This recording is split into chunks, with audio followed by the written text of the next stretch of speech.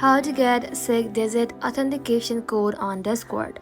Hello everybody and welcome back to our channel. So let's get started without any further ado. For that, first of all, you want to go ahead and open the Discord application in your mobile device and simply log in to your Discord account.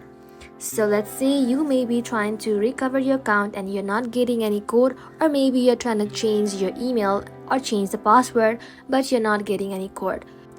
So for that, you want to go ahead and simply check your email address.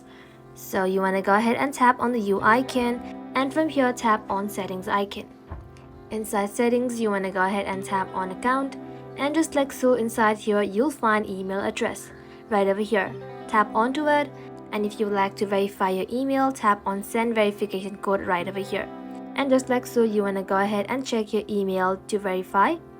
Just like so, this is the code. You want to go ahead and copy it, return to Discord, then paste the code. Then tap on next, and just like that you can give reasons to why you are changing your email, and just like so change your email. That's simply how to get 6-digit authentication code on Discord. That ends the video guys. Thank you all for watching the video till the very end, and stay tuned until our next upload.